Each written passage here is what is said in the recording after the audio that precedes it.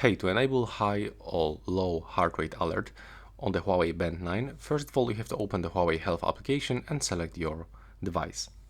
Now you have to scroll and go to the health monitoring, and then you have to move for the continuous heart rate monitoring. Of course you have to turn it on, and from this you can find these alerts, high and low. Let's start from the high. As you can see, we can set it from 100 to 150. And you have to also remember that it's all about the resting high heart rate. And the same for the low. So the low starts from the 50 to 40. And now you can just go back, and each time your heart rate is going to exceed over the 100 or drop below 50 when you are resting, you will actually get alerts. And that's all for this video. Right now, please subscribe to my channel.